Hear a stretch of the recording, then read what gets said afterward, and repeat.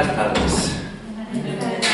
Vamos a comenzar, si la panorámica que tenemos, estuvimos viendo un poquito la vida fraterna dentro de la Biblia, la historia de la Iglesia, especialmente la vida consagrada de la teología.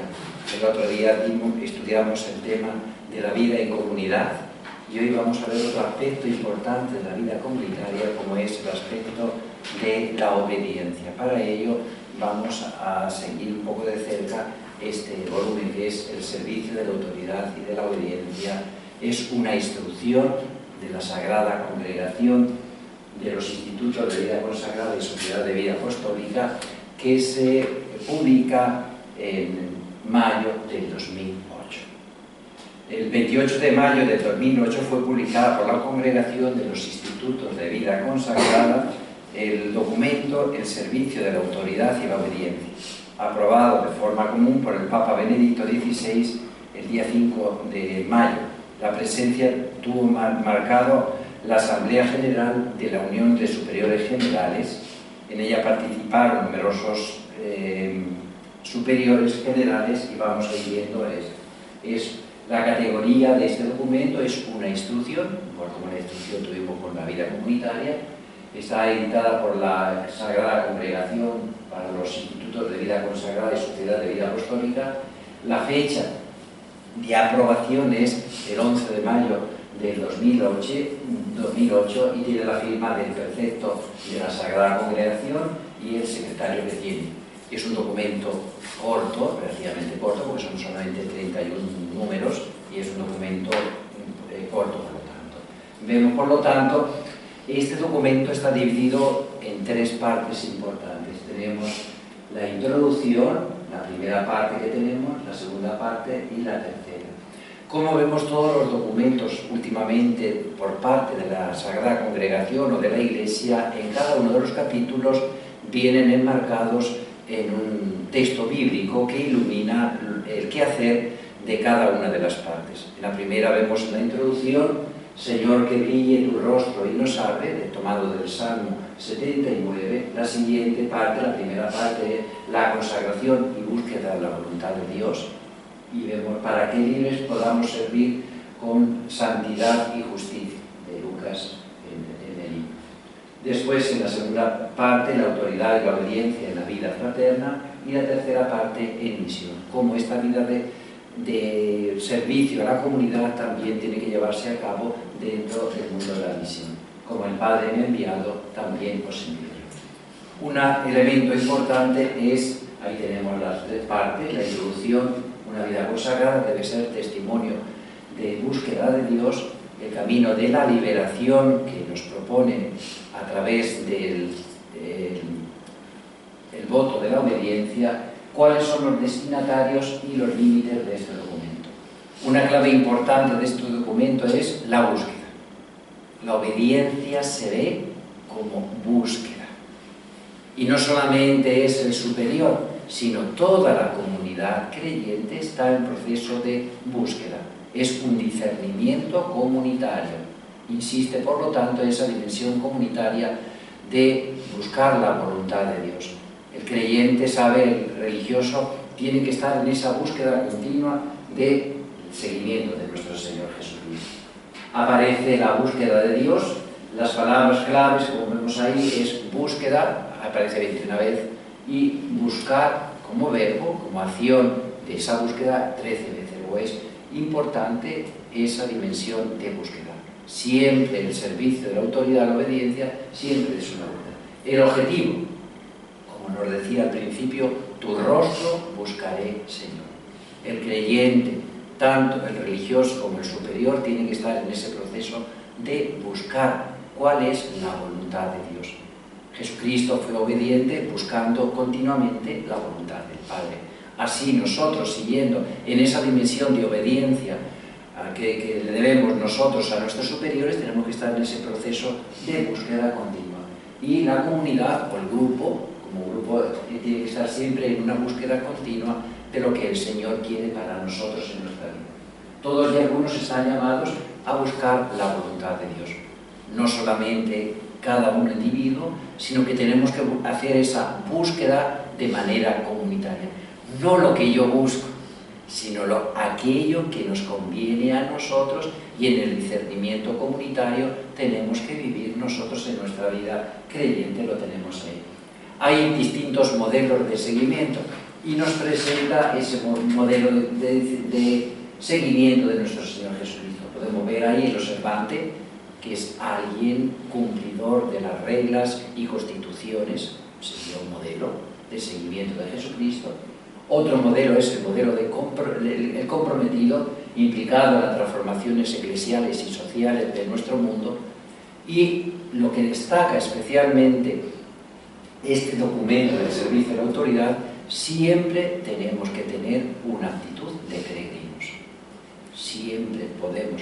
Hemos encontrado y hemos descubierto un determinado camino en nuestra vida, nos ponemos en marcha y el Señor irá manifestándonos y aclarándonos lo que necesitamos, lo que en un momento determinado creemos como comunidad que es el camino que debemos emprender.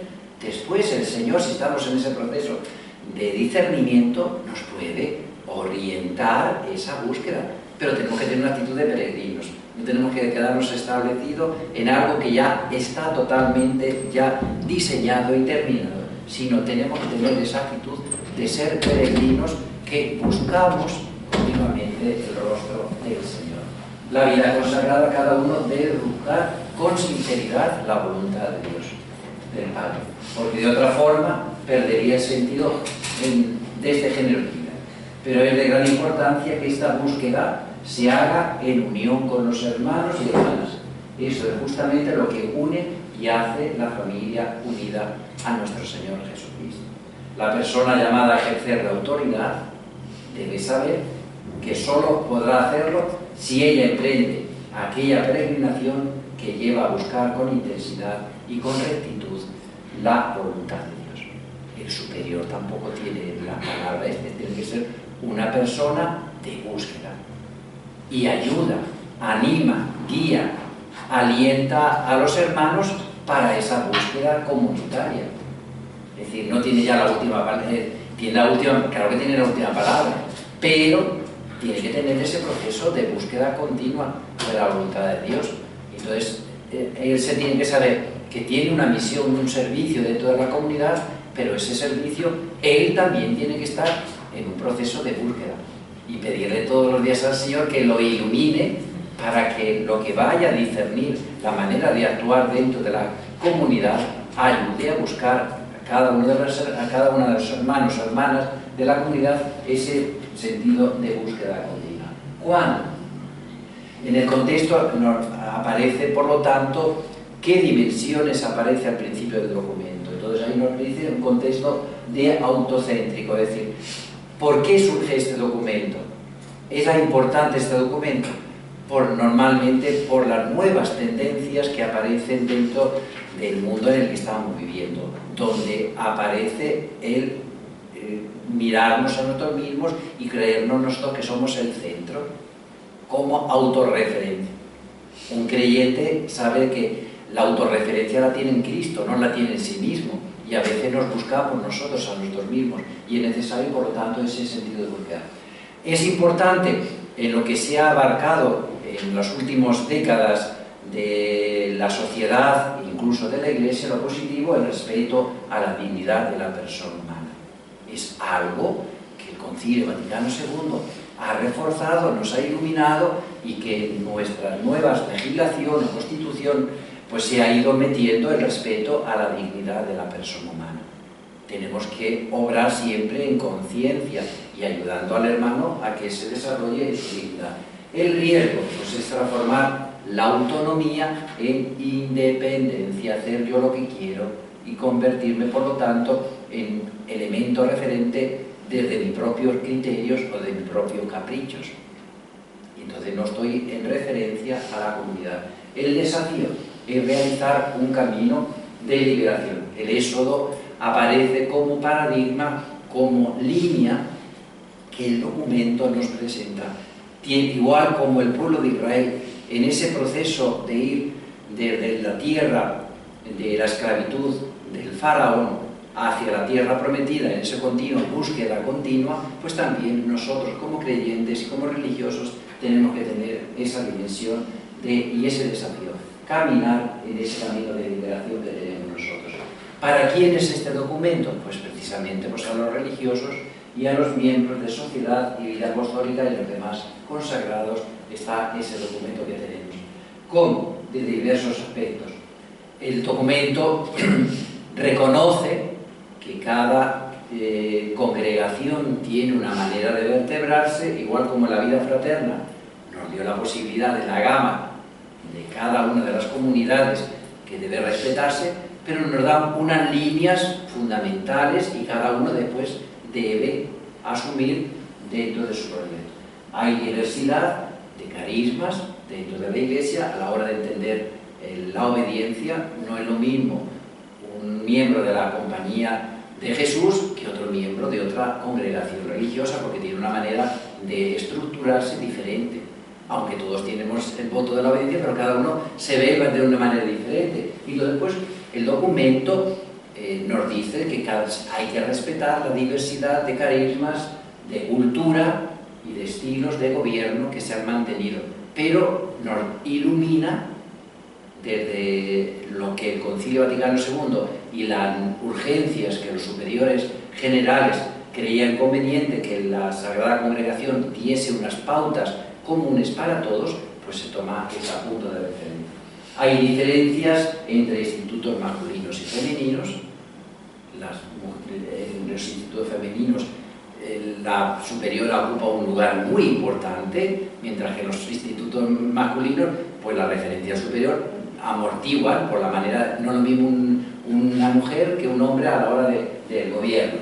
Y aparecen nuevas problemáticas, porque nuestras comunidades se han abierto al mundo, a la misión compartida, y hay seglares que también participan de nuestro carisma. ¿Y cómo metemos el servicio de la autoridad en estas nuevas miembros que entran dentro de nuestros institutos o congregaciones religiosas? Y también otro de los problemas es la tensión que tenemos ahí local y central, en cuanto a determinadas congregaciones está muy centralizado el gobierno y en otras congregaciones está muy diseminado el gobierno en provincias. Hay congregaciones que son más bien a nivel de los superiores generales y tienen un peso muy específico dentro de ello, y los monasterios de vida normalmente son muy autónomos y es distinto la manera de entender. O las mismas congregaciones, no lo mismo una congregación donde el gobierno general asume prácticamente todo, mientras que la otra, cada provincia, son un pequeño congregación o una manera de entender. Y otra importante es el aspecto nuevo, que es, se le ha dado gran importancia a los capítulos generales de las congregaciones. Ya si en la Iglesia ha sido una bendición todo lo que es el aspecto sinodal, y lo vemos nosotros, que terminado el Concilio Vaticano II comienzan paulatinamente cada 2 o 3 años los sínodos dedicados a determinadas partes o realidades de la Iglesia, dándonos líneas de por dónde debe ir la Iglesia. Y es ese espíritu del capítulo general recoge el parecer y orienta a las comunidades o a las congregaciones, y es el aspecto sinodal de los capítulos. Como sabéis, está el sínodo que se está ya preparando un poco en Roma, empezó esta semana, de los jóvenes. ¿Qué quiere escuchar el Papa? Pues el parecer de cómo debe vertebrarse esa dimensión evangelizadora de la Iglesia en el mundo de los jóvenes, y cuál es la respuesta que debe dar la Iglesia al mundo de los jóvenes. Y tiene que escuchar, ver las referencias, ver las dificultades e iluminar desde el Evangelio. Pues también en cuanto a los problemas de las congregaciones religiosas, pues también los capítulos escuchan el parecer de toda la congregación o de todas las federaciones o de toda la orden, y va iluminando desde ese quehacer. ¿Por qué? Son los cambios culturales que se han producido a lo largo de estos años últimos. Lo positivo, como hemos dicho anteriormente, era el valor de la dignidad de la persona humana. Hay un gran valor de la persona individual, una espiritualidad de comunión muy marcada en la Iglesia como pueblo de Dios que sale del Concilio Vaticano II, y después del año 1985 hubo un sínodo importante dentro de la Iglesia, y el Papa Juan Pablo II, de feliz memoria, pues él marca ese sentido de comunión insistentemente dentro de la Iglesia, y es algo que él va metiendo dentro de todos los documentos. También esa espiritualidad de comunión y la misión compartida como elementos positivos que se han ido labrando a lo largo del Concilio Vaticano II hasta el año 2008, que se aprueba este documento. Cautelas que presentaron los superiores generales a la Iglesia, o la hablaron entre ellos, y ahí es el sentido de la autorrealización y el proyecto comunitario. Cómo las comunidades han descubierto la importancia del proyecto comunitario, con sus aciertos y sus desaciertos, donde es necesario iluminarnos sabiendo qué es lo que queremos nosotros. Otro elemento también negativo, o cautela, más bien cautela, la búsqueda del bienestar personal, o también la excesiva uniformidad que había anteriormente, o el equilibrio entre sujeto y comunidad. Siempre es una tensión, a veces el individuo y la comunidad, y a veces hay que buscar el equilibrio del estira y el afloja, y a veces es lo más difícil. Aquella persona que tiene el ministerio de la autoridad pues tiene que saber aflojar, desaflojar, y entonces pues tiene que hacer equilibrios dentro de la comunidad. Los objetivos es reafirmar que tanto la obediencia como la autoridad tiene siempre una relación peculiar con el Señor Jesús, y nos presenta como modelo de obediencia a Jesucristo, obediente al Padre. La estructura, como he dicho anteriormente, la consagración, en el primer capítulo, la comunión, la vida fraterna, y la misión en el tercero. Y nos dice el documento que es continuidad con los otros documentos que la Iglesia ha aprobado dentro de la Sagrada Congregación. El proyecto que habla de la formación del año 1990, la vida, fraternidad y comunidad, vida consagrada en el año 96, y caminar desde Cristo. Son las iniciales que tenéis ahí vosotros.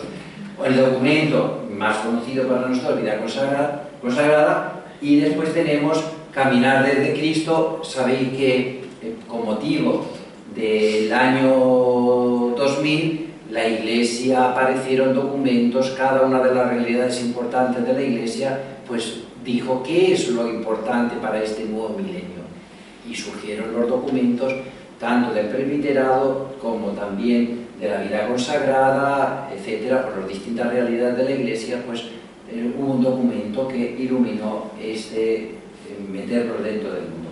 Las observaciones. ¿Por qué un documento sobre la castidad? ¿Por qué no un documento sobre la castidad, la obediencia o la pobreza?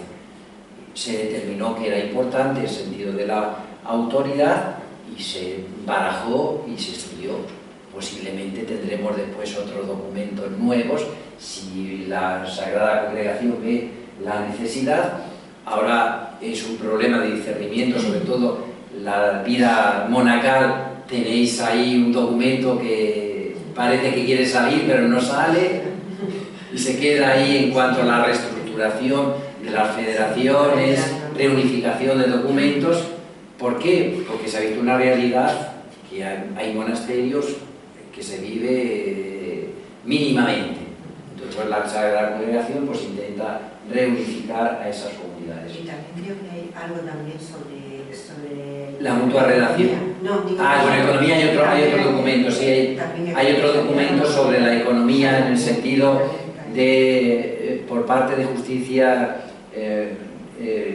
social de la Iglesia, pues también mantiene, es un documento de cómo deben ser las finanzas dentro de la Iglesia. Que el dinero que tengamos nosotros no lo especulemos, sino que el dinero que tengamos siempre sea al servicio de la evangelización, que es una de las cosas, una tarea importante. Otra palabra clave, como veíamos, como es un documento dedicado a la autoridad, pues la palabra importante también es la autoridad, la obediencia, 96, la voluntad de Dios, 69, el servicio, la búsqueda y buscar, como vemos. Aparecen también modelos que a lo largo del documento van apareciendo como modelos de vida consagrada y de modelos de este. Tenemos al San Benito de Nursia, aparece 5 veces, San Francisco de Asís 5, Bernardo de Claraval también lo tenemos, San Ignacio de Loyola, Santa Clara de Asís. Esas son referencias que en algún momento determinado aparecen dentro de los documentos. Y el estilo es un estilo sencillo, no es claro, sobrio y espiritual, que nos ayuda al discernimiento de esta tarea concreta de seguir a nuestro Señor Jesucristo. Vemos ahora la primera parte que tenemos nosotros en el servicio a la autoridad que tenemos ahí nosotros. Tenemos consagración y búsqueda de la voluntad de Dios. Veíamos que el punto clave, por lo tanto, para que libres podamos servirle con santidad y justicia. La obediencia como signo de libertad. En la medida de que nosotros nos dejamos encontrar por el Señor, nos quitamos nuestro yo y nos dejamos hacer por el Señor. Y vemos ahí, por lo tanto, ahí tenemos a quién estamos buscando. Una de las consideraciones más importantes a la hora de vivir la obediencia es responder a la pregunta que hace Jesús a los primeros discípulos que le siguen. Lo vemos en el caso concreto de Andrés y Juan. ¿Qué le pregunta el Señor? ¿Qué buscáis? Esta pregunta indica qué busca tu corazón. ¿Por qué cosas te afanas? ¿Te estás buscando a ti mismo o buscas al Señor tu Dios, como tenemos ahí puesto?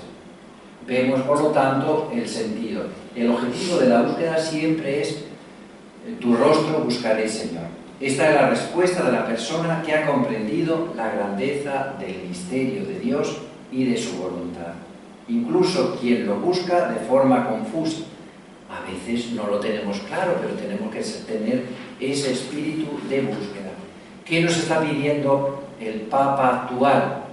Comencemos. A veces queremos tener todo claro. Si vemos algo, una pequeña luz de por dónde debemos ir en la vida consagrada, caminemos por ahí. No nos quedemos paralizados, no nos quedemos a la retaguardia, sino que abramos caminos. Y en el caminar, el Espíritu nos dirigirá hacia donde tenemos. No podemos estar nosotros esperando a tenerlo todo claro. Actualmente las cosas, la claridad no la tenemos. Entonces estamos en un periodo difícil dentro de cómo debe situarse la vida religiosa. Pero comencemos. Y allí por donde iremos, Dios nos irá iluminando por donde quiere. Es la sed del ser humano que busca eternidad incluso en la inmanencia de la vida cotidiana. Vemos, por lo tanto, el creyente busca a Dios vivo y verdadero, principio y fin de todas las cosas. El Dios que hemos forjado nosotros, sino el que nos ha hecho a imagen y semejanza suya. El Dios que manifiesta su voluntad y nos indica el camino que hemos de seguir.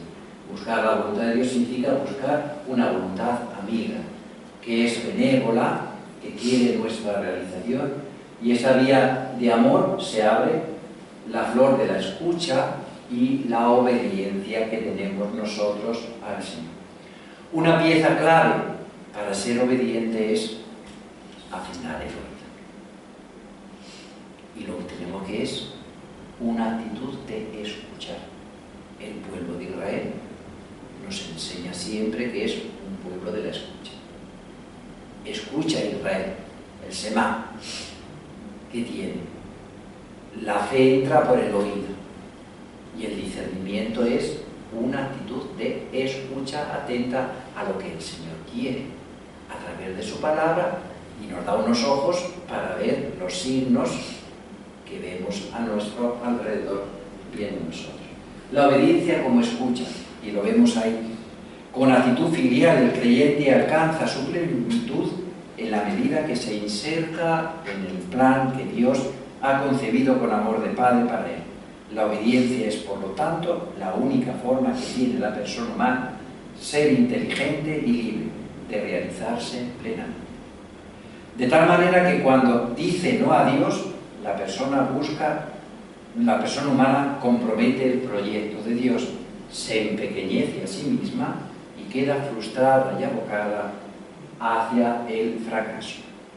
Sin embargo, si nosotros decimos un sí a Dios, a la obediencia a Dios, es un camino de crecimiento y, en consecuencia, de libertad de la persona, porque permite acoger un proyecto, una voluntad distinta a la de cada uno personalmente, que no solo no mortifica o disminuye, sino que fundamenta la dignidad de la persona humana. Vemos, por lo tanto, la obediencia nos ayuda a ser cada vez más libre. Obedeciendo, el creyente crece y alcanza, por lo tanto, la plenitud de la libertad. En la medida que yo obedezco, entro en esa libertad de los hijos de Dios. Y es importante esa dimensión. Y ahí tenemos el Semá. Escucha, Israel. El pueblo de Israel siempre estuvo a la escucha.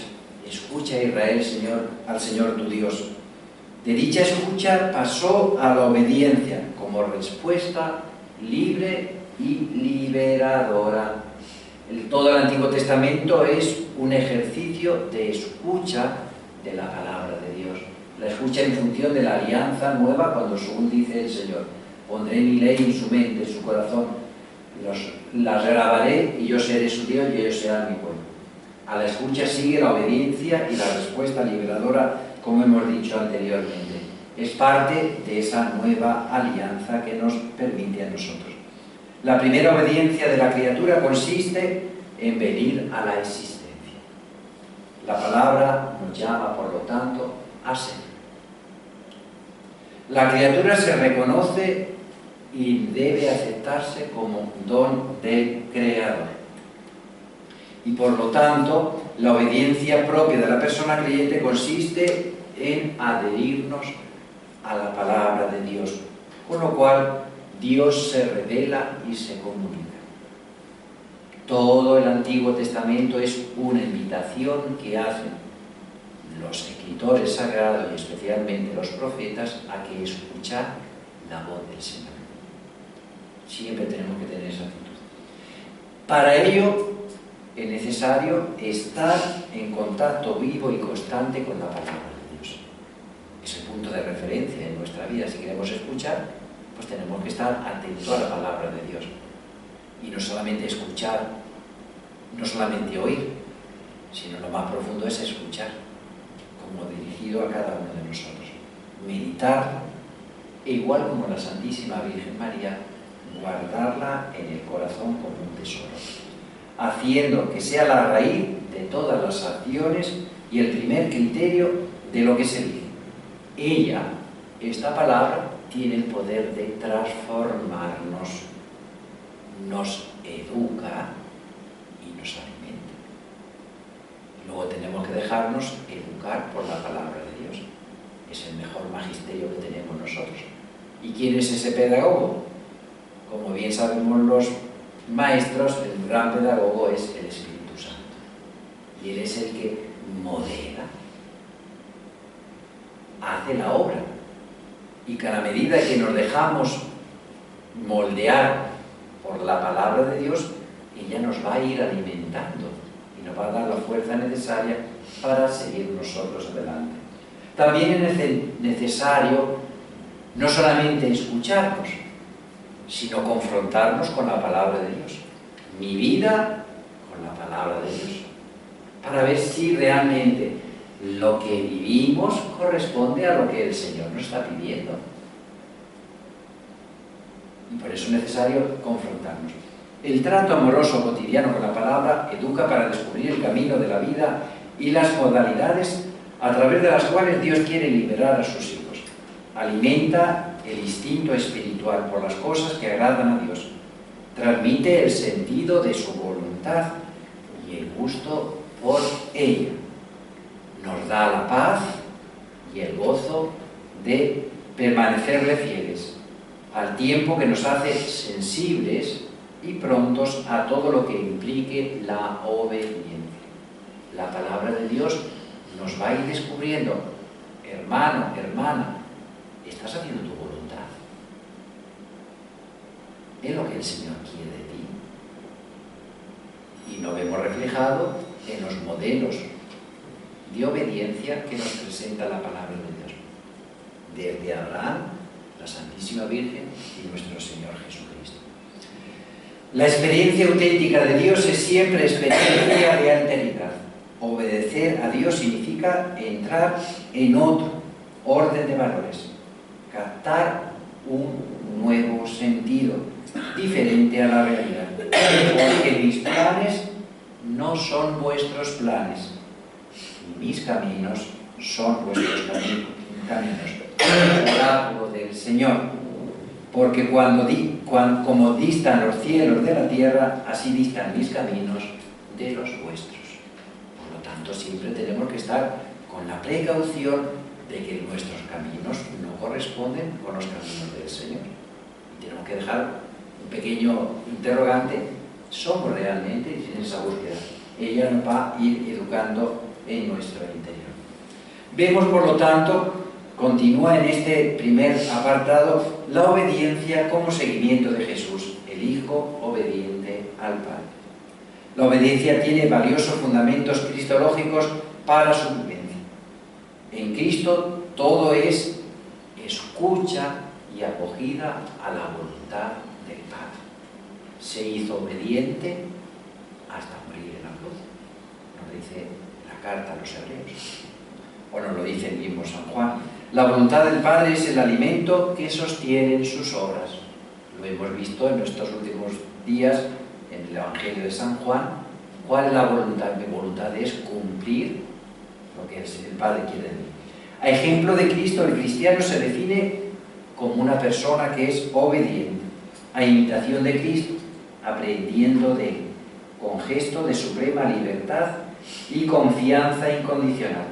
El religioso o la religiosa pone su voluntad en las manos del Padre para ofrecer un sacrificio perfecto y agradable a Dios. Seguir a Cristo en su obediencia constituye todo discipulado. Cristo es aquel a quien se dirige toda obediencia cristiana. El poner en práctica su palabra hace efectivo el discipulado. La observancia de sus mandamientos vuelve concreto el amor hacia Él y atraer el amor del Padre. Él es el centro de la comunidad religiosa, como aquel que sirve a los demás.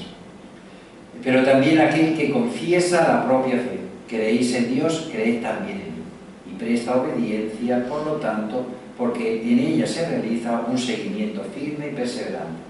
En realidad, es el mismo Señor resucitado nuevamente, presente entre los hermanos y hermanas reunidos en su nombre, quien indica el camino que debemos nosotros recorrer.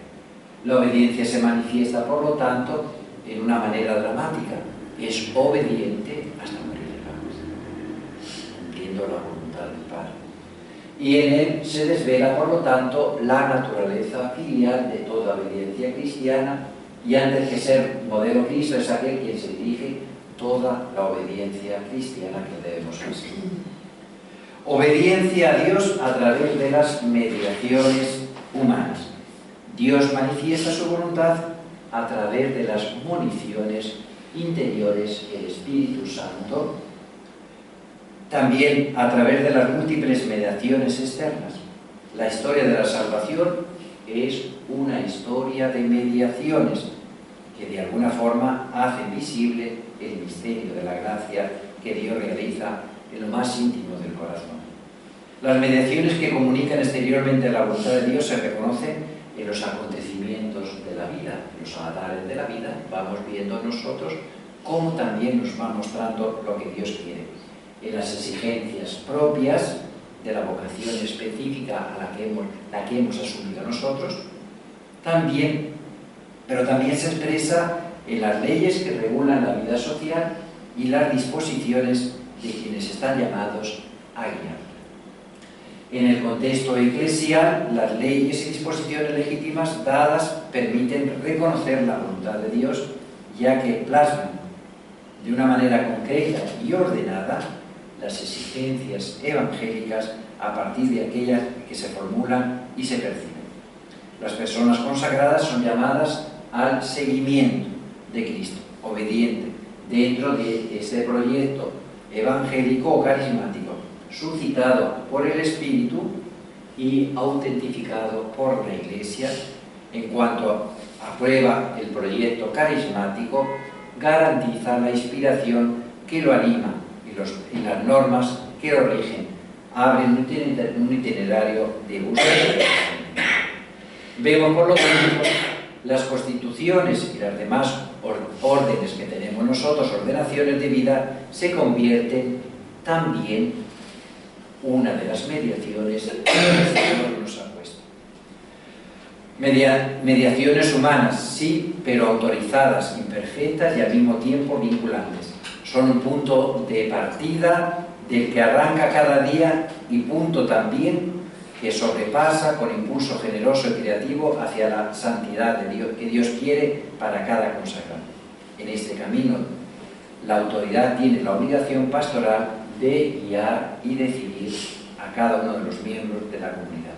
Si la vida del creyente es toda ella una búsqueda de Dios, entonces cada día de la existencia se convierte en un continuo aprender, el escuchar la voz para seguir la voluntad que Dios nos da. Vamos a ir viendo también, en consecuencia, por lo tanto, vemos ahí las reglas y demás ordenaciones de la vida se convierten también en mediaciones de la voluntad de Dios. Ellas nos ayudan a guiar y decidir. Es evidente, como tenemos ahí puesto, que todo esto será vivido de manera coherente y fructuosa solo si se mantiene vivo el deseo de conocer y hacer la voluntad de Dios, así como la conciencia de la propia fragilidad y la aceptación de la validez de las mediaciones específicas, como nos indica en el número 9.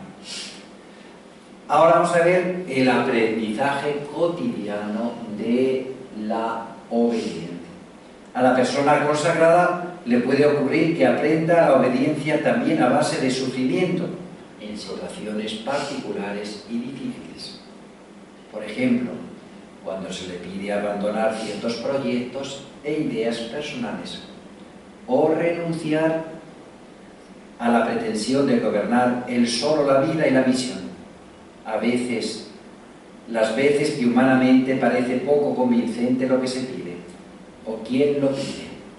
Y ahí nosotros vamos aprendiendo, no es mi voluntad, sino la voluntad de Dios. Aunque nos cuesta digerir los cambios y los traslados, pero son siempre beneficiosos. O cambiarlos de un puesto que teníamos, que creíamos que íbamos a estar en el cargo para toda una eternidad. No, tú has puesto ahí lo que sabías. La otra hermana vendrá y lo hará de otra manera diferente. Y yo tengo que estar también bajo la autoridad de la hermana. No créeme yo que soy el factotum de la comunidad, no. Yo simplemente soy pieza más de la comunidad. Y cada traslado, pues siempre a lo que nos trasladan, las hermanas vuestras estéis en vida el monasterio, se lo quedáis allí, pero a lo que nos trasladan, pues yo creo que los traslados son buenos y beneficiosos. Yo por suerte o por desgracia me han ido trasladando frecuentemente, por lo cual me han ido, eso de instalar, de llevar muchos años, uno ya se acomoda y el comenzar en una nueva realidad diferente, pues nos hace también que lo que nosotros perseguimos y descubrir, el tiempo nos da la razón y descubrimos que la voluntad de Dios está en ese traslado, aunque a veces lo pasamos muy mal cuando nos trasladaron, pero ahí también, ahí cambiamos también. Eso es una pedagogía que pasa por la cruz, morir a nosotros mismos, a nuestros proyectos, y a veces nuestros proyectos no son los proyectos de Dios, sino son diferentes. Y un proyecto que yo he puesto a la carne al asador y en un momento determinado me dicen los superiores que tengo que abandonar ese proyecto y me necesitan en otro sitio distinto, puedes saber. Atarme y desatarme de eso. En el libro de Sabiduría de un Pobre nos dice que San Francisco estaba haciendo un vaso y estaba muy entusiasmado por su vaso, y al final comprendió que estaba muy ocupado de su vaso y lo destruye para ver de que no es esa el suyo, es decir, morir a nuestros caprichos y crecer algo diferente. Y todo cambio pues es un signo de transformación interior en la persona si lo vemos desde los ojos de Dios. Si no, estaremos siempre con el colmillo retorcido y no caminamos hacia adelante. Entonces, en las dificultades y pruebas de la vida cotidiana existe una relación misteriosa de renuncia, en la luz y la fuerza del Espíritu que el Padre siempre nos concede a cada uno. La mediación es por su propia naturaleza limitada e inferior a aquello a lo que remite, tanto más si se trata de las mediaciones humanas en relación con la voluntad divina. Obedecer a la voluntad de la fuerza del Espíritu Santo. Uno se adhiere al Señor cuando atisba su presencia en las mediaciones humanas, especialmente en las constituciones, en los superiores, en la comunidad, en los signos de los tiempos, en las expectativas de la gente, y también tenemos que ver nosotros lo que nos están solicitando, sobre todo en los pobres, cuando tiene el valor de echar las redes en virtud de su palabra. No por motivaciones solamente humanas, cuando elige obedecer no solo a Dios, sino también a Dios, pero en cualquier caso por Dios y no por nosotros. Jesús mismo en su humanidad fue conducido por la acción del Espíritu Santo. ¿Quién lo lleva al desierto? El Espíritu Santo. Fue llevado por el Espíritu Santo. Y eso significó que Jesús entendió las tentaciones y tuvo que discernir qué proyecto de reino iba a hacer. Dentro de los distintos proyectos posibles, pues Jesús marca un proyecto que es el proyecto de Dios, no su proyecto personal, ni el proyecto de los fariseos, ni el proyecto de los políticos, sino es el proyecto de Dios. Y salió transformado por la experiencia del desierto, pues también nosotros somos transformados por el Espíritu Santo. Tras ser concebido por la Virgen María por obra del Espíritu Santo, al comienzo de su misión en el bautismo recibe el Espíritu que desciende sobre él y lo guía. Una vez resucitado, derrama el Espíritu sobre sus discípulos que entran en su misma misión, anunciando la salvación y el perdón que les concede en el momento del Pentecostés de San Juan. Sabéis que San Juan adelanta el Pentecostés inmediatamente después de la resurrección. San Lucas es diferente, Pentecostés lo hace a los 50 días. Hasta que Jesús lo ha ascendido al cielo, no viene el Espíritu Santo. Para San Juan, por la manera de estructurarse el evangelista, una vez que resucitado, ya inmediatamente que se presenta a los apóstoles, sopla sobre ellos y les da el poder de perdonar. Luego les da ya el Espíritu Santo, es el Pentecostés de San Juan. Vemos, por lo tanto, el Espíritu que ungió a Jesús es el mismo que puede hacer nuestra libertad semejante a la de Cristo, perfectamente conforme a la voluntad de Dios. Por tanto, es indispensable hacerse disponible al Espíritu, empezando por los superiores que reciben del Espíritu su autoridad y deben ejercerlo bajo su guía, siendo dóciles a la voluntad de Dios. Veamos, por lo tanto, la autoridad, el servicio que presta la autoridad para la búsqueda de la voluntad del Padre. Es necesario agudizar por parte de todos la mirada de fe, inspirándonos en la actitud de Jesús, siervo que lava los pies de los apóstoles para que tengan parte en su vida y en su amor. Antes de invocar la obediencia necesaria, practica la caridad, que es indispensable. Antes de darle él practica la caridad, que es indispensable. Vemos, por lo tanto, la autoridad está al servicio de esta búsqueda que se realiza a través de la oración, de la reflexión, del consejo, atendiendo, escuchando con atención. Y la autoridad y la obediencia son dos dimensiones de la misma realidad evangélica. Vamos a ver a continuación las 7 prioridades en el servicio de la autoridad que tenemos ahí nosotros. La autoridad es ante todo autoridad espiritual. Se pone al servicio de lo que el Espíritu quiere realizar a través de los dones que distribuye a cada miembro de la fraternidad en el marco del proyecto carismático del Instituto. Segundo, tiene una garantiza a la comunidad tiempo y calidad de la oración. Una de las dimensiones, no solamente ser una autoridad espiritual, sino favorecer el mundo de la oración, la primacía de Dios dentro de la comunidad. Una superiora dejaría de realizar su misión si no animase a las hermanas o a los hermanos a mantener el espíritu de oración dentro de la comunidad y a crear ese clima de oración y del cumplimiento de lo que las constituciones y las reglas determinan para los momentos de oración de la comunidad. En vez de quitarlo, no, es favorecer ese espíritu de oración. Fidelidad, el contacto con la palabra, las celebraciones y la veneración de la Eucaristía. Otra de las tareas está para promover la dignidad de la persona humana, el respeto a la persona en el marco de la comunión. Debe, por lo tanto, atender que a cada una de las hermanas se respeten unas a otras en su dignidad. Y si hay alguna agresión, porque a veces nos exaltamos, pues poner paz, buscar la manera de calmar, una manera de buscar cauces de comunicación y si ha habido pues una dimensión reconciliadora entre las hermanas y dar esa... porque a veces por la convivencia humana pues se atropella ese respeto de la dignidad de la persona humana y la autoridad tiene que buscar que se respete.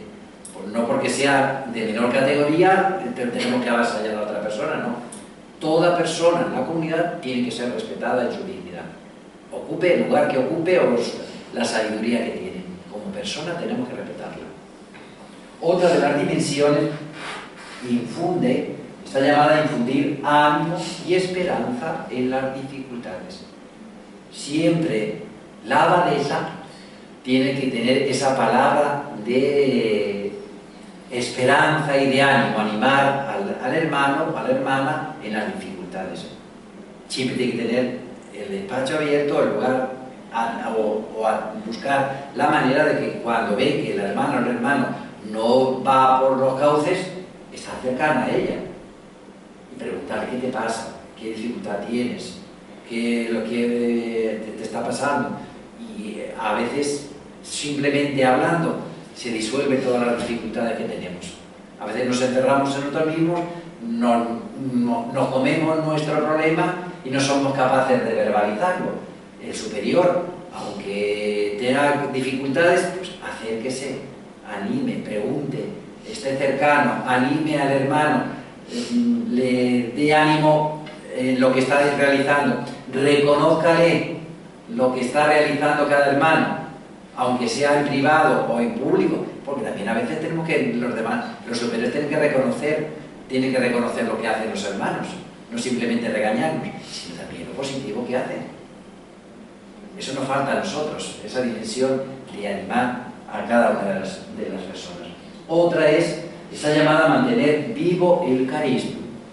Somos un punto de referencia, el superior es un punto de referencia con el superior mayor, que es el que debe velar porque se mantenga el espíritu carismático.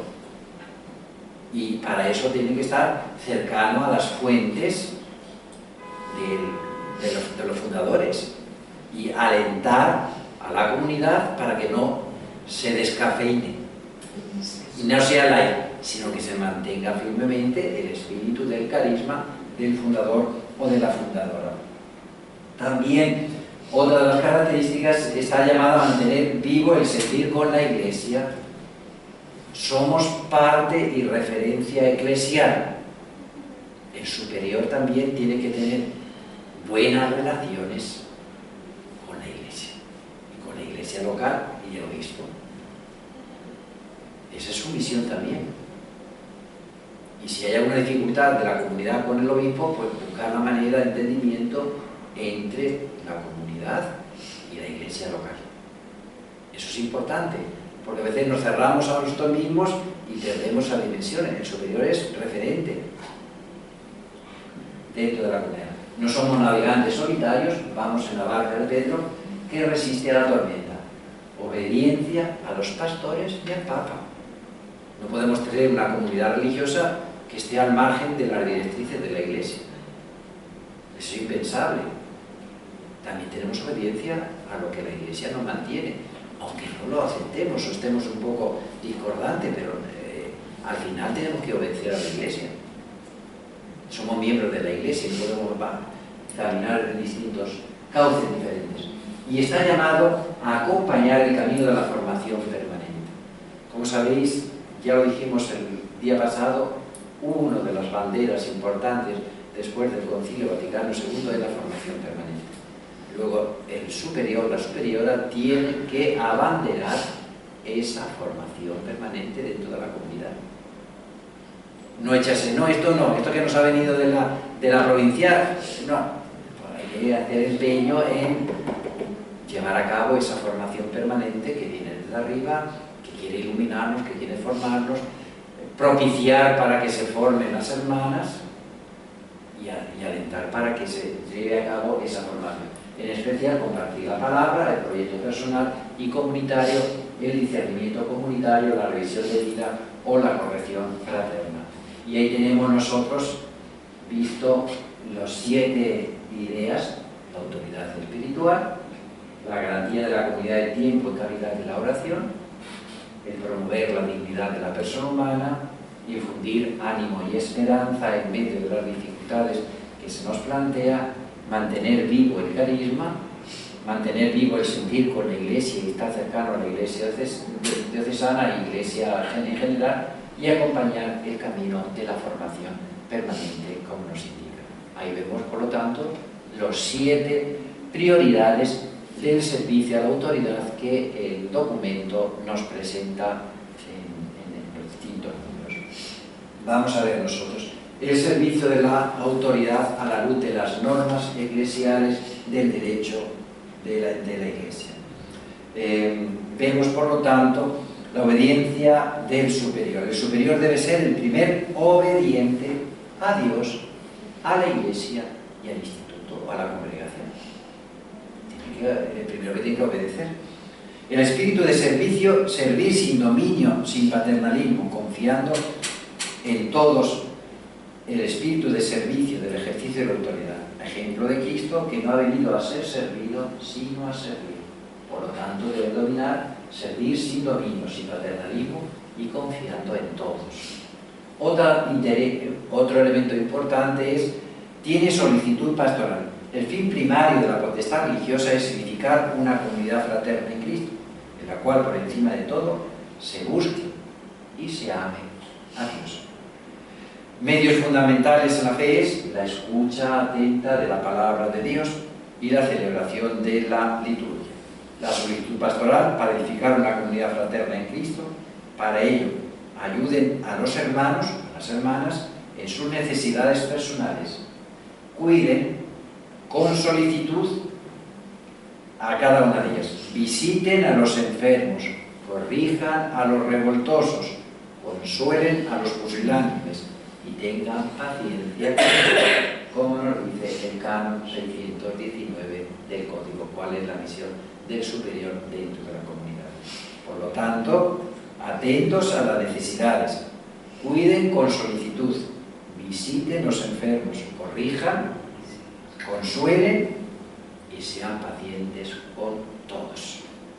Esa es la misión, por lo tanto, que el Código nos presenta de cómo las normas que regulan cómo debe ser el superior o la superiora dentro de la comunidad religiosa.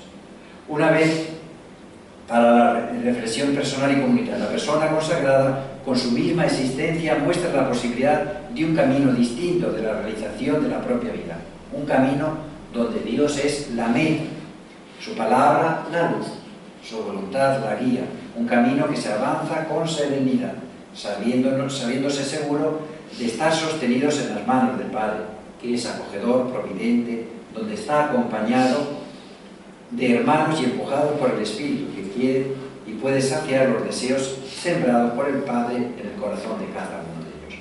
Ahora ya aterriza en esta segunda parte, después de darnos la visión general de la consagración, ahora es la autoridad y la obediencia ya dentro de la vida fraterna.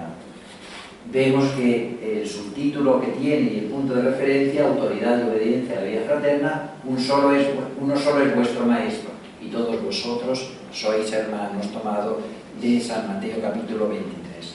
Y partimos nosotros del mandamiento nuevo. El amor, como sabemos, es el distintivo de los cristianos. Así lo ha querido Jesús. Amaos unos a otros como yo os he amado. Pues por la calidad de vuestro amor reconocerán que sois discípulos míos. La construcción de una comunidad fraterna constituye uno de los compromisos fundamentales de la vida consagrada. A ello están llamados a dedicarse los miembros de la comunidad, movidos por el mismo amor que el Padre ha derramado en sus corazones.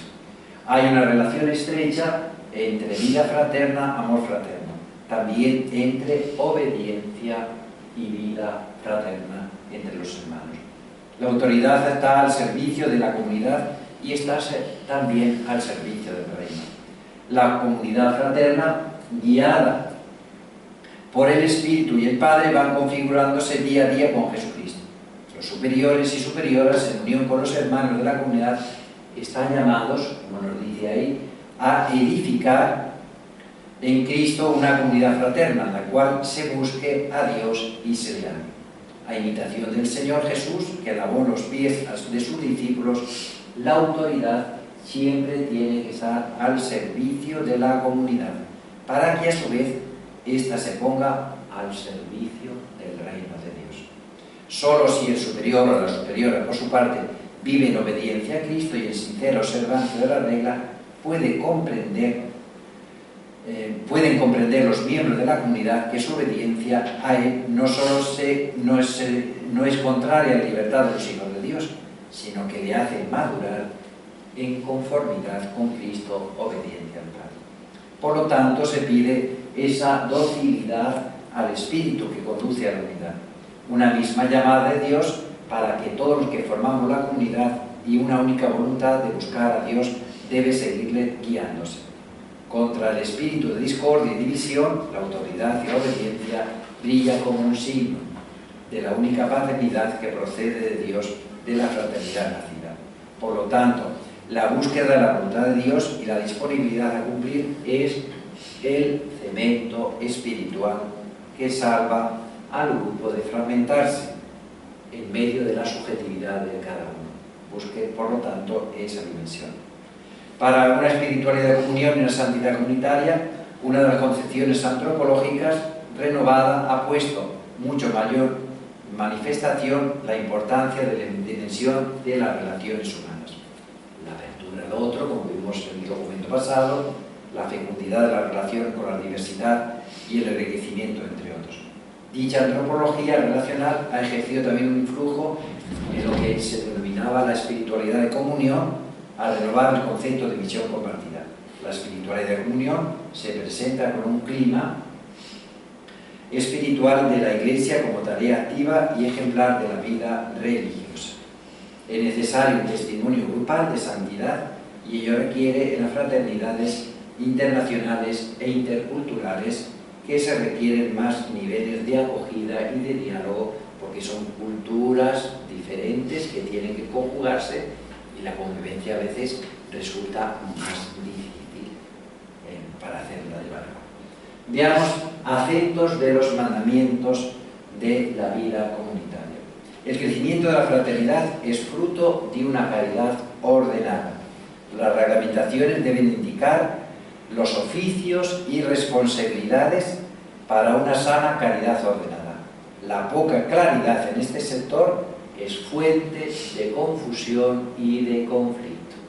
Luego el superior o la superiora pues tiene que tener claro cuáles son los oficios de cada uno para que nadie se pise el terreno. O si se tiene que pisar el terreno, que haya buena connivencia entre las hermanas que tienen que tener un mismo oficio. Los proyectos comunitarios deben reflejar dichas competencias de la autoridad. En el proyecto comunitario, pues cada uno tiene el oficio que le corresponde, sabiendo lo que tiene que realizar. La autoridad debe promover el crecimiento de la vida fraterna a través del servicio, de la escucha y del diálogo, la creación de un clima favorable a la condivisión y a la corresponsabilidad, la participación de las cosas de todos, el servicio equilibrado a los individuos y a la comunidad y el discernimiento y la promoción, en fin, de la obediencia fraterna. El ejercicio de la autoridad comporta escuchar de buena gana a la persona que el Señor le ha confiado. La escucha es uno de los ministerios principales del superior. Luego, el superior tiene que ser, o la superiora, todo oídos. Y poner un poco, y Dios nos ha dado 2 oídos y una boca. Y muchas cosas que nos dice la hermana, de la mujer, ¿no? Porque si no creamos problemas. Escuchar. Para que el que siempre debería estar disponible, sobre todo con quien se siente aislado y necesitado de atención.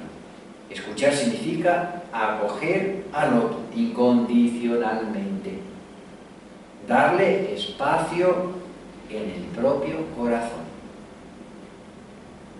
Y escucharlo será dejar las tareas que estoy realizando y estar atento y mirarla de frente, no de lado. Porque una de las cosas importantes, eso lo tenemos por experiencia. Yo he hablado, pero no me he escuchado, hasta me haciendo otras cosas. Yo tengo que prestarle atención a esa persona. Por mucho que tengo que hacer, me privo de mi tiempo para escuchar atentamente a el hermano. Dar a entender que el otro es apreciado y que su presencia y su parecer son tenidos en consideración. El que preside debe recordar que quien no sabe escuchar al hermano o a la hermana tampoco sabe escuchar a Dios. Un termómetro. ¿Cómo escucho yo a los hermanos? Y según escucho a los hermanos, escucharé a Dios. El tiempo dedicado a la escucha no es nunca tiempo perdido.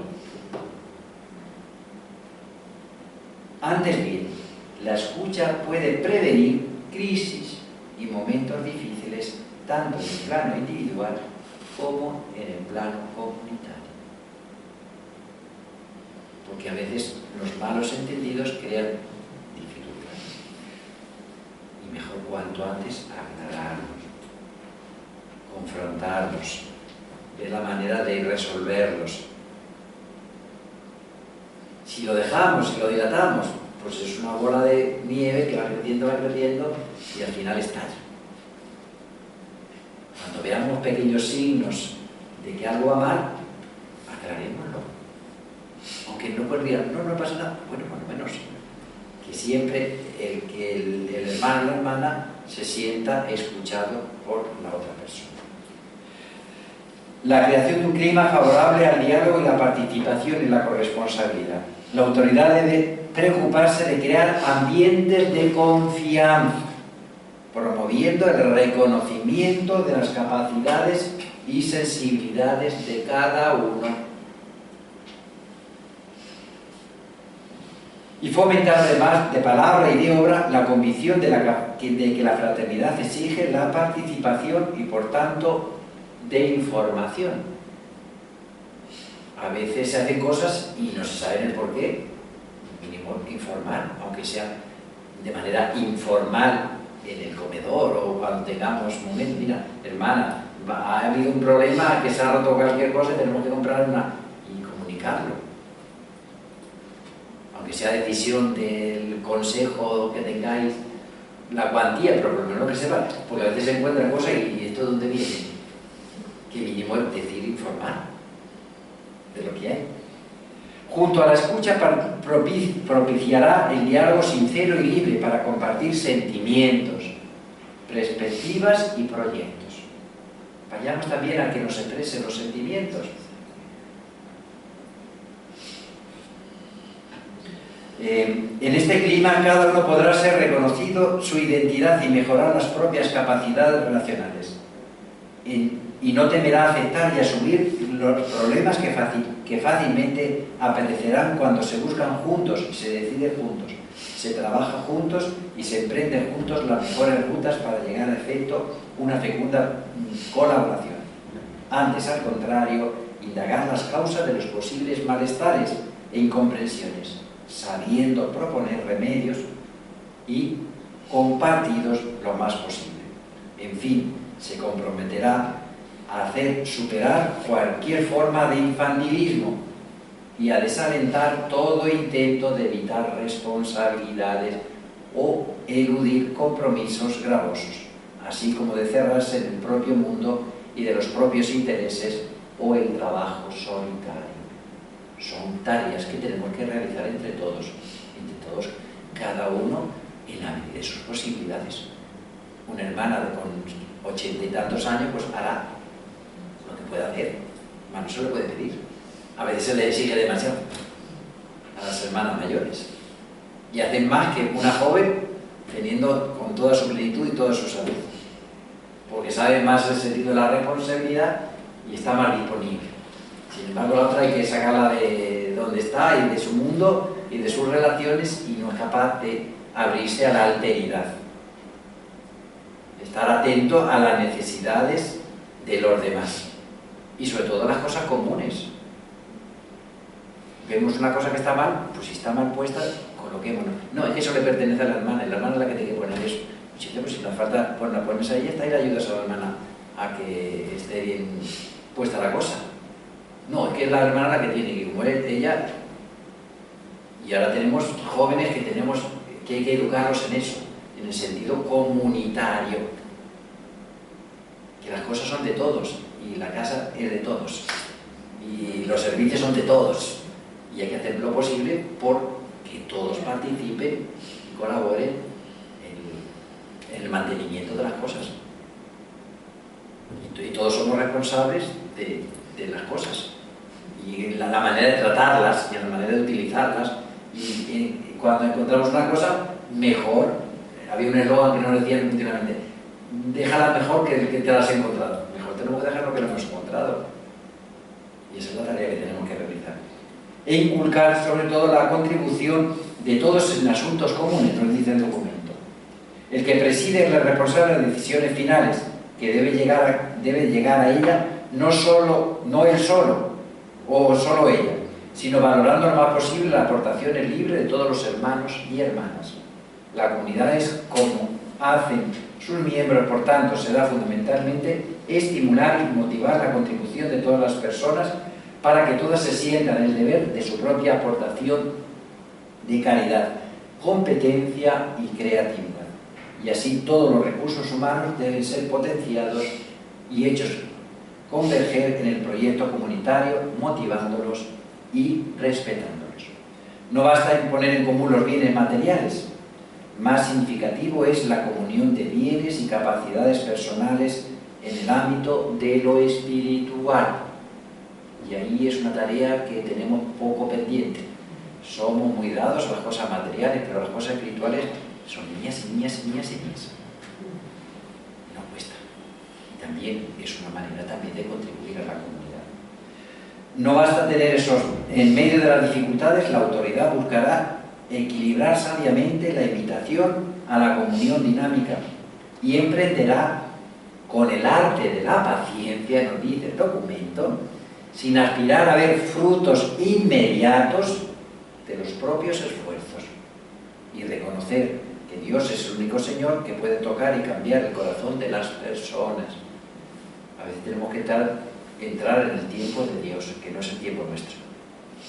Y a veces necesita más madurez la persona o necesita más tiempo para entender las cosas. La autoridad debe tener en cuenta la personalidad de cada hermano y de cada hermana, sus dificultades, predisposiciones. Vemos, por lo tanto, también es importante, para permitir a cada uno, respetando siempre la libertad de todos, sacar partido a los propios dones y buscar el bien de la comunidad y el servicio a la obra que ella tiene confiada. No siempre será fácil compaginar todas sus finalidades, entonces será indispensable el equilibrio de la autoridad. Equilibrio que se manifiesta tanto en la capacidad de captar lo positivo de cada uno y utilizar lo mejor posible las fuerzas disponibles, como en la rectitud de intención que se haga interiormente libre. La persona consagrada debe someter siempre sus decisiones a la voluntad del Señor. Veamos el discernimiento comunitario. Por el discernimiento comunitario buscamos la voluntad de Dios. Es apropiado en los momentos claves de la fraternidad para buscar las líneas de actuación para el futuro. Lo vemos claramente cuando hay un capítulo general, o la elección de cargo, elección de abadesa, o lo que sea.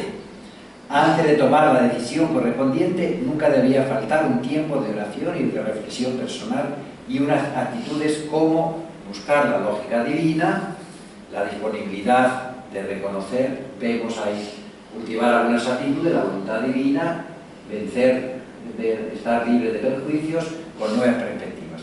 Lo vemos ahí lo tenemos ahí nosotros, la disponibilidad a reconocer cada hermano, la capacidad de conocer la verdad, la intención de los signos, atentos a los signos de los tiempos, estar libres de perjuicios, la valentía para dar razón de las propias ideas y posiciones, pero al mismo tiempo abrirse a nuevas perspectivas.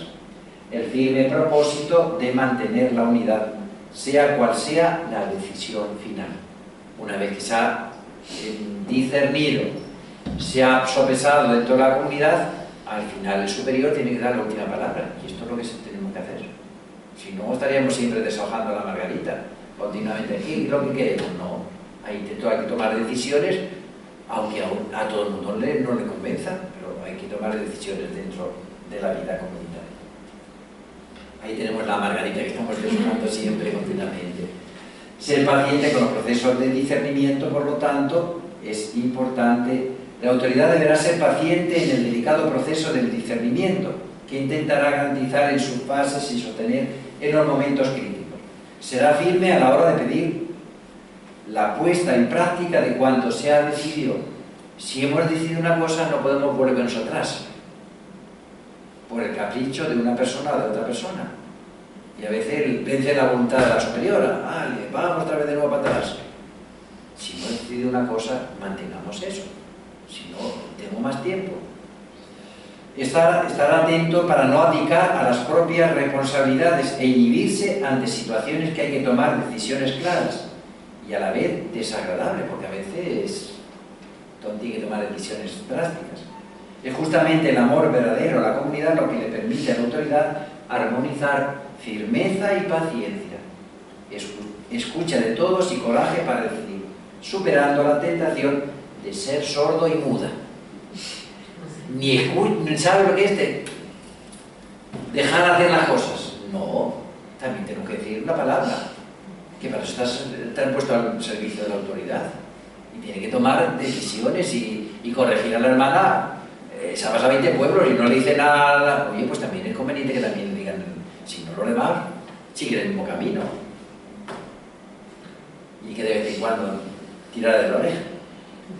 Hay que notar finalmente que una comunidad no puede estar en un continuo estado de discernimiento. Tras una etapa de discernimiento viene la de la obediencia, o sea, la de poner en ejecución lo decidido en una y en otra. Hay que vivir con espíritu de obediencia. Y vemos ahí, por lo tanto, ese discernimiento.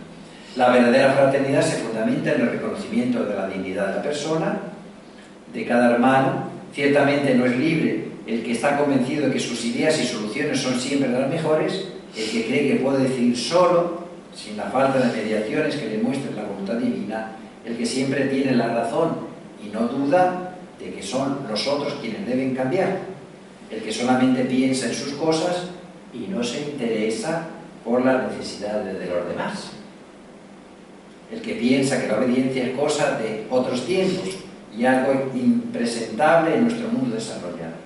Al contrario, es libre la persona de que de forma continua vive en tensión para captar en las situaciones de la vida y sobre todo en la gente que vive a su alrededor una mediación de lo que el Señor le está pidiendo para corregirse y vivir en esa libertad de los hijos de Dios. Veamos el sentido de lo primero, el primero entre vosotros sea vuestro servidor, sea vuestro esclavo. La autoridad, aunque parezca más una carga, es un servicio humilde a los hermanos de la comunidad. A ejemplo de Jesús, que se puso a servir a los apóstoles. El que en el propio oficio busca un medio para hacerse notar o afirmarse, para hacerse servir o esclavizar, se pone abiertamente fuera del modelo evangélico de la autoridad que nos presenta el Evangelio. La obediencia no es fácil ni siquiera en las mejores condiciones, pero se hace más llevadero cuando la persona consagrada ve que la autoridad se pone al servicio de la humildad y diligentemente de la fraternidad y de la misión. Una autoridad que, aunque todos los límites humanos intenta con su acción representar las actitudes y sentimientos del buen pastor. Pide aquí, ruego también al que tenga claro, vemos por lo tanto la dimensión. Tenemos como modelo de servicio de humildad a nuestro Señor Jesucristo. La vida fraterna como misión. La persona consagrada bajo la guía de la autoridad está llamada a plantearse con frecuencia el mandamiento nuevo, el mandamiento que renueva todas las cosas, amarnos los unos a los otros, y ello llevará a la fecundidad de la vida fraterna. Vemos ahí, por lo tanto, lo último, la tercera parte, como el Padre me ha enviado, también yo os envío a vosotros. Una vez que hemos visto nuestra consagración, nuestra vida fraterna, también esa misma obediencia pasa a la misión. Si hemos sido lavados por el Señor y nos hemos lavado entre nosotros, ahora tenemos que ejercitar ese lavatorio de los pies con las personas que hay a nuestro alrededor. En misión como Jesús. La misión y la obediencia se desarrollan mutuamente. Jesús siempre buscó la voluntad del Padre. Toda la vida de Jesús es misión del Padre. Él es la misión del Padre. Al encarnarse Jesús se realiza la misión del Padre. Nosotros desde nuestra vocación colaboramos a la misión del Padre, acogiendo, haciendo espacio a su presencia. Cristo es, como sabemos, el amén del Padre, el perfecto dicho al Padre, que dice sí y no significa otra cosa que obedecer. Vivir la misión implica siempre ser mandados, y esto supone la referencia tanto al que envía como al contenido de la misión a realizar en las personas que hay en nuestro alrededor. Esa misión es para servir a los demás. Sin obediencia la misión queda reducida a mera profesión en vistas a la propia realización. Quien obedece y tiene la garantía de estar en misión, siguiendo al Señor y no buscando sus propios deseos o expectativas personales que tenemos en nuestra vida. La autoridad y la misión. La autoridad tiene un papel importante, una función nada simple, ni exenta de dificultades y equivocaciones. En el pasado el riesgo venía de una autoridad prevalentemente orientada a la gestión de obras, con el peligro de descuidar a las personas. Hoy, en cambio, el riesgo puede venir por el excesivo temor por parte de la autoridad de herir susceptibilidades personales o de una fragmentación de competencias y responsabilidades.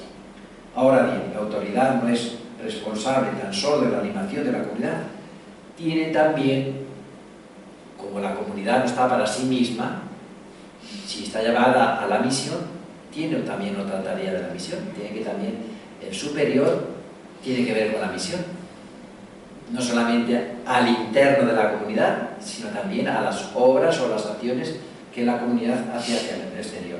Debe coordinar las varias competencias relativas a la misión, respetando siempre los roles y de acuerdo con las normas internas de la congregación.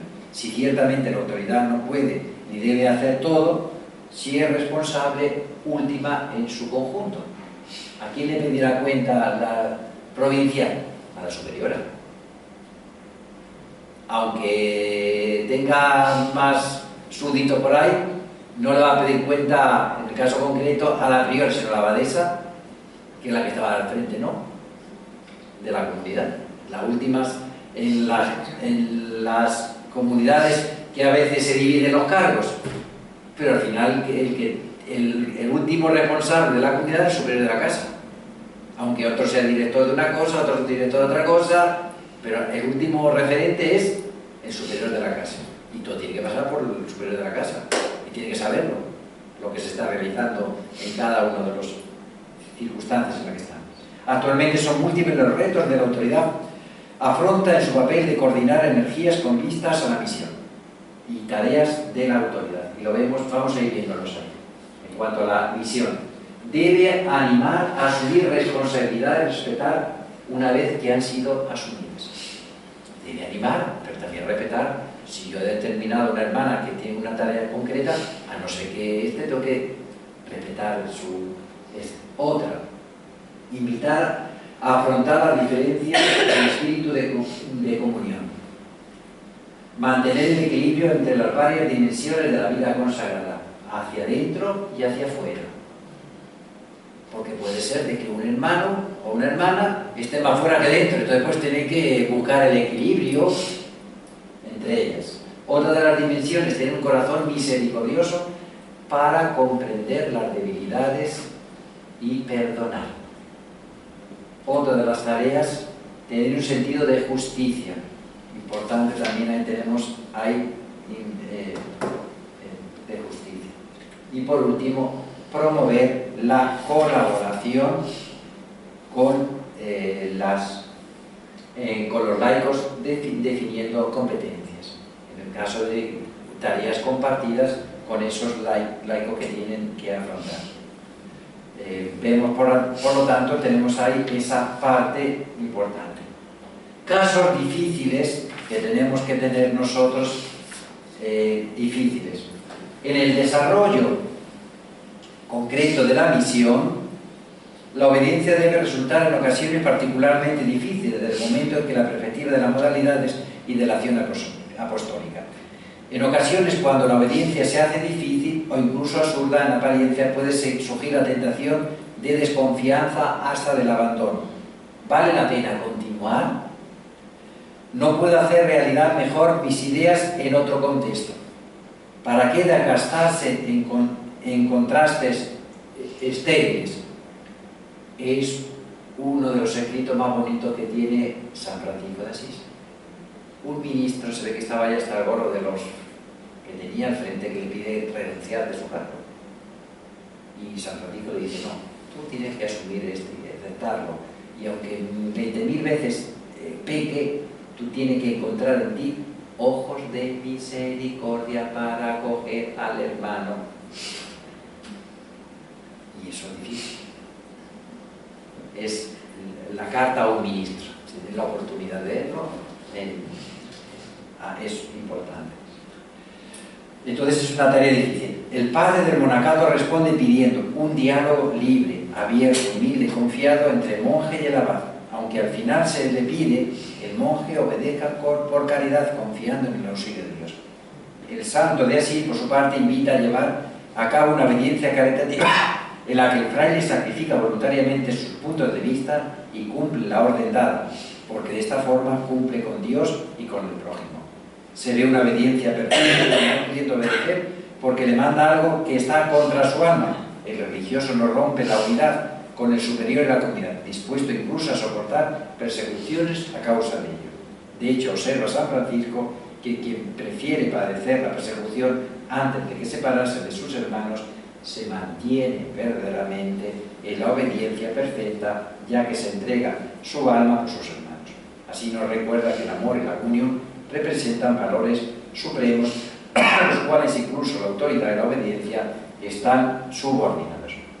Hay que reconocer una parte que es incomprensible, un cierto apego a ideas y convicciones personales, que son frutos de la reflexión y de la experiencia, y han sido madurando en el tiempo. Y vemos ahí la obediencia y la objeción de conciencia. Es importante no confundir la voz de la conciencia con el propio gusto o capricho, sin referencia a un marco objetivo. Y ahí tenemos que, es que en conciencia, vamos a ver, la conciencia Tiene que estar formada la conciencia, no cualquier conciencia. Tenemos que tener una conciencia recta para ello, y por eso tenemos que tener ese discernimiento de los casos difíciles. La vida entera, por lo tanto, es una búsqueda de Dios. Cada día es un acto de escucha. El Padre no nos abandona nunca, ni siquiera cuando nos sometemos a la mediación de los hermanos. Hemos venido a la vida como un acto de obediencia inconsciente. Nacimos al ser. La concluiremos con un acto de obediencia que desearíamos plenamente, libre y consciente al final de nuestra vida. Luego tenemos que tener una obediencia hasta el final. Y ahí tenemos a esa hermana que la autoridad y la obediencia pierden su significado si se desconectan de la búsqueda de Dios y se entiende solo como una instancia organizativa. Vivir la obediencia según el criterio que nos plantea el documento es buscar siempre la voluntad de Dios, en ese proceso continuo de búsqueda de la voluntad de Dios. También esa obediencia nos lleva a la libertad. Son dos dimensiones, tanto la obediencia como la libertad, dos dimensiones de una única realidad. La entrega a Dios como fuente y culmen de nuestra vida tiene que ser el objeto. Sin obediencia, la misión de la vida religiosa queda reducida a simple función. Luego es importante, un elemento importante, la obediencia. Y por último ya, la obediencia exige un continuo ejercicio de la escucha de Dios, de los demás y también de las realidades de este mundo, viendo los signos de los tiempos que también a través de ellos Dios nos habla y tenemos que estar escuchando, por lo tanto es necesario. Y ahí tenemos, esta vez son pocas las preguntas, esta vez son pocas, el otro día me pasé, estas son menos, ¿Cuáles son las principales dificultades que encontramos en nuestras comunidades en relación con la práctica de la autoridad y la obediencia? Viendo el documento y viendo vuestra propia realidad, ¿qué dificultades? ¿Qué tres afirmaciones os han llamado más la atención de la instrucción de la Santa Sede sobre la autoridad y la obediencia?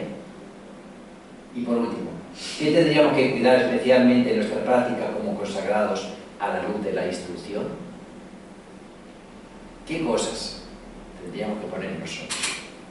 Viendo esta instrucción, pues en nuestro camino, en nuestro proceso, tenemos que estar más atentos a la escucha, ver la manera de armonizar las vidas de los hermanos, no solamente la escucha de la palabra de Dios, sino la escucha también de los hermanos, las 7 pautas que nos determinan de los superiores, en el caso concreto de súbditos, pues también podríamos verlo desde los súbditos, que tenemos que estar atentos a esas necesidades y a esas preguntas. La presentación ya la tenéis, ya la ahora mismo ya la tenéis ahí. Y del documento simplemente le he dado el repasico y os lo mando ahí. Y la pregunta también. Y ahí tenemos. Les hablo así, hermanos, porque ustedes han sido llamados a ser libres. Pero no se valgan de esta libertad para dar rienda suelta a sus países. Más bien, sírvanse unos a otros. Esa es la verdadera obediencia que nos pide el Señor en nuestras vidas. ¿Alguna dificultad, alguna cosa que quieran en el documento estén presente y quieran comunicar?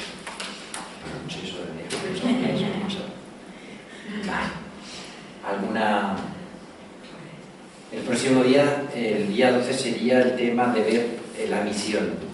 Tema de la vida fraterna y la misión, las raíces bíblicas y los documentos que han salido sobre la misión. Todos los documentos que hemos visto últimamente, un calado tiene siempre sobre la misión. La vida religiosa no está para sí misma, sino está en aras a la misión, a la construcción del reino. Entonces es importante esa dimensión carismática, fomentar la misión como algo esencial dentro de nuestra vida. Sea de cualquier carisma, siempre la misión es importante, porque estamos llamados a construir el reino de Dios. Pues nada, buenas tardes. Muchísimas gracias. Felicitamos a la hermana que la va a nombrar a la abadesa de su monasterio. Sí, gracias. Me ha venido muy bien. ¿Y eso cómo la nombró? O sea, ya me han elegido. O sea, es elección de la sí, hermana. de la comunidad. comunidad, sí, ya me han votado, ya soy electa, o sea, soy elegida, eso. Y ahora, pues ya... Sí, una bendición pidiendo la ayuda del Señor porque es una misión muy... ¿Y eso tenéis vosotros, a los 70 años tenéis que renunciar ya? Sí, eso. o antes, sí, si hace por ahí, sí, hay algún problema, pero vamos, eso. Pero solo por San Benito no, antiguamente era vitalicio. Sí, antes era, sí, era vitalicio. Ahora es una norma nueva que hizo. Sí, eso es que tenemos las constituciones, o sea, cada federación tenemos unas constituciones, aparte, bueno, y hay unas declaraciones a la regla que son como ya, comentarios a la regla. Comentarios a la regla y constituciones para la federación, entonces pues son ya pues normas un poco aplicadas y en consonancia con los tiempos, con la iglesia y todo esto. Y pues nada. Pero tendréis problemas a veces para encontrar a esa con 70 años de que renunciar, ¿no? Ah, claro. Porque a veces es problemático. Sí, sí, sí. Porque 70 años ahora mismo ya muchas comunidades, la mayoría son de 70 años. Sí, efectivamente hay una comunidad así que la última que han elegido pues tenía ya casi, sí, una de Madrid, de la Benedictina de Madrid, que la acaban de elegir este año pasado también y también estaba ya cerca de los 70 y existe ese problema, pero bueno, pues a ver qué se puede hacer. Estamos en camino de formar una congregación. Sí, las 4 federaciones de España, pues a ver si, o sea, estamos promoviendo y bueno, estudiándolo, haciendo unas constituciones nuevas y eso para hacer una congregación y también pues, para ver cómo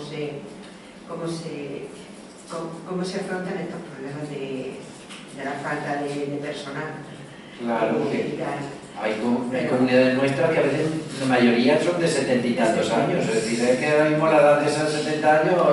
Yo tengo 54, por ejemplo, y eso, pero si... Ya. Si hace falta... Claro, que es difícil ahora mismo, con las edades que tenemos nosotros, sí. Bueno, pues... Son más saludables que los obispos, los otros son 75 años. Sí. Me parece que sí. Ellos son 75 años cuando tienen que pedir la renuncia. Sí. Después que se la acepten, eso ya depende de... Claro, sí. Aquí, por ejemplo, nuestra abadesa anterior, que pidió la renuncia pues, cuando le tocaba, pero siguió. O sea, porque no se la aceptamos, pues, todavía. Y entonces pues siguió y murió hace 2 años, aunque ya antes de morir ya me habían nombrado a mí priora, administradora, que es como por 3 años, eso antes. Y entonces pues ya después pues ya han hecho eso de la elección. Bueno, pues la cosa es que como ha dicho, desde luego me ha venido de Perla muchísimas pues nada, y el Señor... Así que pues nada, le vamos para y la hermana que se cuide, muchacha, que todavía tiene unos cuantos días de clase. Hasta luego, y felices Pascuas.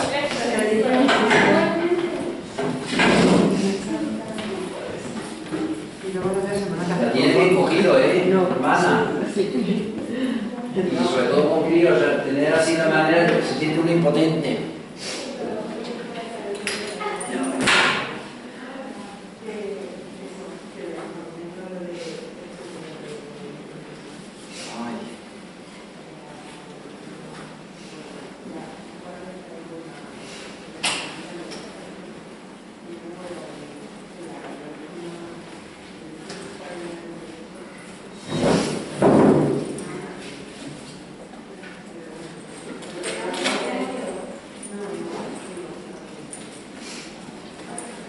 ¿Y dónde vives tú? ¿En Orihuela o aquí?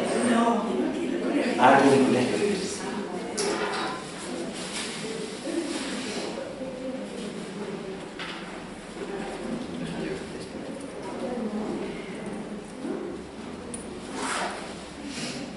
Y soy muchas en la comunidad. ¿Sois pocas? 7. Oh, todo eso es una bendición. 7, madre mía. ¿Y todas trabajando allí? No, trabajando 3. Ah, 3. Bueno, pero vosotras normalmente las reutilizáis a las hermanas mayores Sí. para atender la portería o... La portería, la administración.